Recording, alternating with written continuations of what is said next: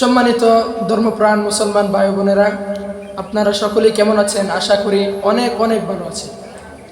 তো আমাদের মুস্তাজাব দাওয়া চ্যানেল থেকে আপনাদের জন্য আরেকটি শুভ কামনা নিয়ে আরেকটি গুরুত্বপূর্ণ স্পেশাল জনক একটি আমল এবং দোয়া নিয়ে আপনাদের সামনে উপস্থিত হয়েছি, যে আমাদের মুসলিম জাতিদেরকে মুসলিম ইতিহাসের সাক্ষীদাতা একটি বার্তা নিয়ে আপনাদের সামনে উপস্থিত হলাম।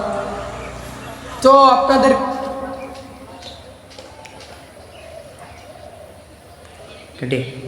উপস্থিত হলাম যে আমাদের মুসলিম জাতিদেরকে একটি গুরুত্বপূর্ণ মুস্তাজাব দাওয়া চ্যানেল থেকে একটি আমল শিখিয়ে দেওয়ার জন্য। তো আমলটি কথা না বাড়িয়ে শুরু করা যাক। আমলটি হচ্ছে আল্লাহর পাক রব্বুল আলামিন আমাদের জন্য মায়া করে দয়া করে কুরআনুল কারীমের মধ্যে একটি দোয়া শিখিয়ে দিয়েছেন।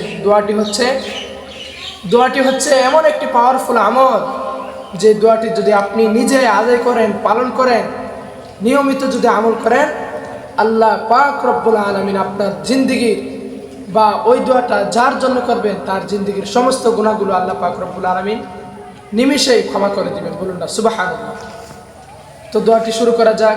দোয়াটি হচ্ছে, আল্লাহ পাক রব্বুল আলামিন দুনিয়ার মধ্যে পাঠানোর পরে যে তুমি দুনিয়ার মধ্যে কার মাধ্যমে আসলা, আমরা অবশ্যই আমাদের পিতামাতাদের জন্য, পিতামাতার উসিলাতে আমরা দুনিয়ার মধ্যে আসলাম, তাদের মাধ্যমে আসলাম।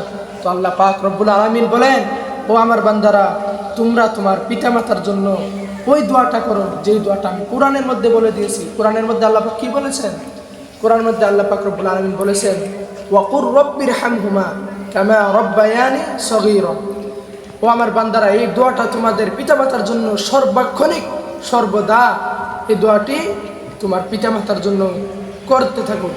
নামাজ পড়েছ, নামাজের পরে করো, ওয়াকুর রব্বিরহামহুমা কামা রব্বায়ানি সগীরা, রব্বিরহামহুমা কামা রব্বায়ানি সগীরা। এটা বলতে কমস কম 3 থেকে 4 সেকেন্ড লাগে, কিন্তু আমরা অনেকে আছি এটা করতে চাই না। এটা আজ থেকে করবো ইনশাআল্লাহ, এটা আমাদেরকে করতে হবে। না হলে আমাদের পিতামাতা, আমাদেরকে জন্মদাতা পিতামাতা আমাদের থেকে কি চায়?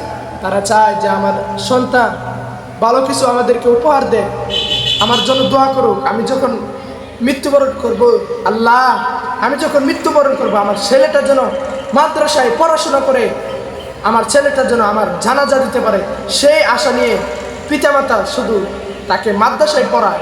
এই জন্য আমাদের দোয়া করতে হবে পিতামাতার জন্য।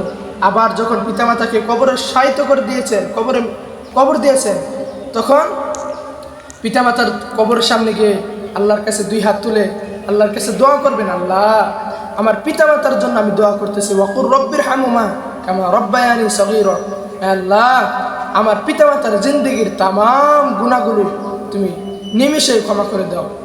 তো বন্ধুরা, ভিডিওটি যদি আপনাদের কোনো কাজে লেগে থাকে, আপনারা নতুন কিছু শিখতে পেরেছেন, তাহলে অবশ্যই এই চ্যানেলটিকে সাবস্ক্রাইব করে আমাদের পাশে থাকবেন ইনশাআল্লাহ। আসসালামু আলাইকুম ওয়া রাহমাতুল্লাহি তাআলা ওয়া বারাকাতুহু।